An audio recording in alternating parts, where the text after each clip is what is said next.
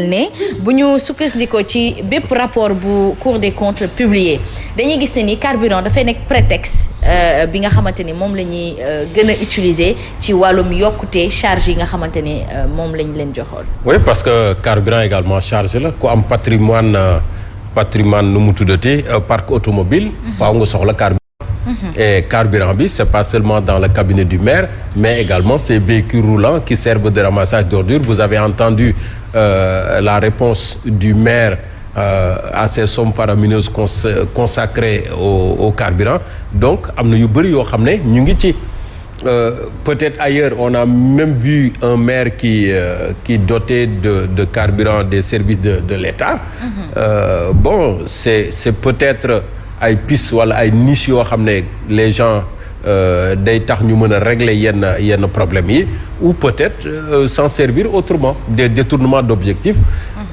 Bon peut-être que le maire a justifié cela de bonne foi, on ne sait pas, mais en tout cas ce remarque bi c'est pertinent.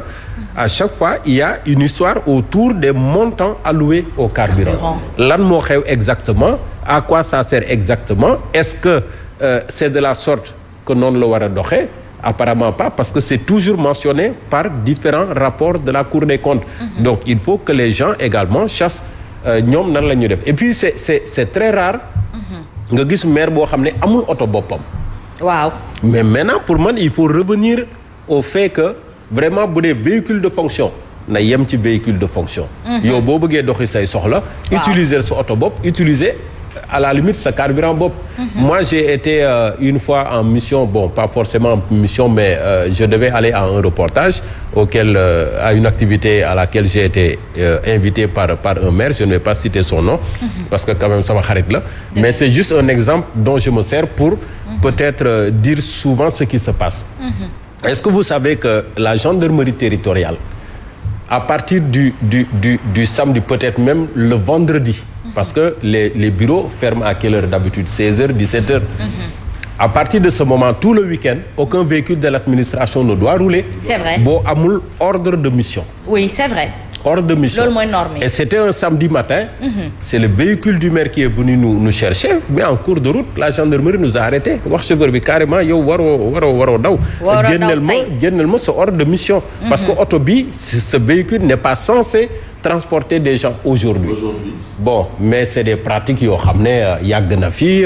Le maire, le ministre, le directeur général, souvent ñoom ils confondent le parc automobile de l'État ak leur parc automobile personnel. On te dit même que certains de leur famille, peut-être des ministres ou des directeurs généraux, avérés ou pas, am na ci ñoo xam ne même seeni jabar wala seeni ay doom dañuy am seen oto bopp boo leen di may ñu mën a doxi seeni ay courses dem déposer les enfants par exemple à l'école. Pourquoi pas mu nekk seen oto bopp ñu bañ a utiliser les véhicules de fonction. Et looloo tax bu passation de service amee au niveau des ministères, au niveau des directions générales, mais yow boo indee sa oto mu indi la, mais booy ñibbi à la limite tu prends un taxi wala beneen oto yóbbu la, parce que le véhicule de fonction il reste sur place. En tout cas li Simon Pierre Faye Fabrice Nguema nekk di wax nii logique la ndax ñee dañoo manqué woon logique wala li tayef la wala xamuñoo nan la ñu war a doxal responsabilité yi nga xamante ne. Non man sama problème mooy pourquoi est-ce que prendre le carburant de la mairie et donner ça au service à d'autres services. Ana service yooyu ils n'ont pas de carburant. Service qui doit faire le ramassage des ordures ana ñoom on ne leur donne pas de carburant. Nee na des fois dañu am ay problème carburant. léegi ñoom pour suqali liggéey bi gaaw. Non c'est vrai mën na nekk. Mais donc il y a un problème. Mais où est le carburant de ces véhicules-là, de ces bennes tasseuses-là boo xamante ils doivent ramasser les ordures. Carburant boobu anamu. Parce qu'on ne va pas envoyer un véhicule sans carburant. Si on dit va ramasser les ordures, je ne sais pas, à la cité Murtala, mais ça veut dire qu'auto boobu am na carburant. Mais c'est des trucs à prévoir. Mais quand même, tu ne vas pas envoyer une voiture ramasser des ordures. Oui. C'est prévu. Mais attends, c'est des services de l'État. Mais mauvaise gestion boobu est-ce que ñoom ay borom xam-xam lañu. C'est des fautes de gestion. C'est des écarts. yoo xam ne à la limite yàgg na fi de sorte que les gens pensent que bon ça peut se faire quoi. Alors que c'est des fautes de gestion. Mais ça manque d'explication. Ça manque d'explication claire. Parce que moi je ne comprends pas aujourd'hui que un véhicule qui doit ramasser des ordures se retrouve sans carburant au point que la mairie vienne soutenir le carburant de ce véhicule. En tout cas Mamadou Fofana moo jaaroon ci suñu rubrique ub sàccee Mantou dikk na dañu koy nuy dalal ko laata ñuy laaj moom Mamadou Fofana ndax liberté d'expression droit la excuse la pour wax nu mu la neexee am déet Mantou maa ngi lay nuyu. maa ngi lay ziar bu baax yaa ngi am jàmm maa ngi sant bu baax alhamdulilah yaa ngi tane bu baax. xëy na bu baax maa ngi sant yàlla. macha allah yàlla na si wér kekk toog. waaw kay yow si moom yow danga may ñaanal wér rek uteeg ka ma xam sant yàlla bu baax. yaa may xar mi rek buum bi rek nga bàyyi buum xar mi rek mu bàyyi buum bi. man na ma la sama nee na dañ laa war a quarantaine parce que oxu gi moom tamit maladie. En tout cas Mamadou Fofana. yàlla na la sama àq daal. naroon naa wax amin de. waxal amin yéen ñaa ñëpp nag la. bu amee maag Fofana choisir ma rek. waa dëgg la moom la yaa ma gën a. yaa nga ca juróom-ñeenti sama rakk nga. yaa nga ca juróom-ñeenti te dangay wax.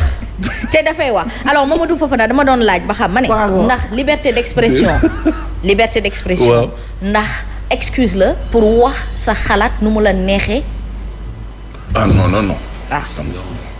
liberté d'expression tekkiwul ne libertinage la. très bien tekkiwul ne da nga war a wax lu la neex. tekkiwul ne da nga war di attaquer nit ki ci loo xam te ne nii teguwul ci yoon.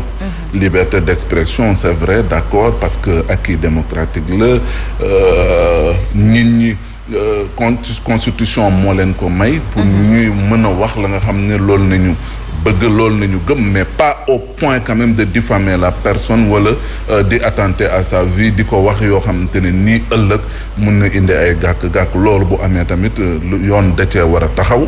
pour nit ki ñu war la mën a traîner autant pour moi bañ la yóbbu la fi nga xamante ne nii fa la mbaxane doone benn pour nga indi ay firnde ci li ngay yëkkati di ko wax ci li nga xam ne moom mooy deru doomu aadama ki parce que nit ki tamit dafa am vie privée nit ki dafa am honneur am nit ki aussi dafa am pour sàmm li nga xamante ne nii moom mooy personnalité am et tout donc loolu dafa nekk loo xam ne lu mat a bàyyi xel la. il faut ñu def discernement entre liberté d'expression ak libertinage bi nga xam ne nit ki mun na ko permettre muy wax leneen loo xamante ne nii lu safaanoo la ak li nga xamante ne nii loolu véritablement loolu la nit ki di dund man d'accord naa liberté d'expression nit ki wax xalaatam nit ki wax bëgg-bëggam mais pas quand même di sosal nit ki parce que loolu moom mooy wax ji.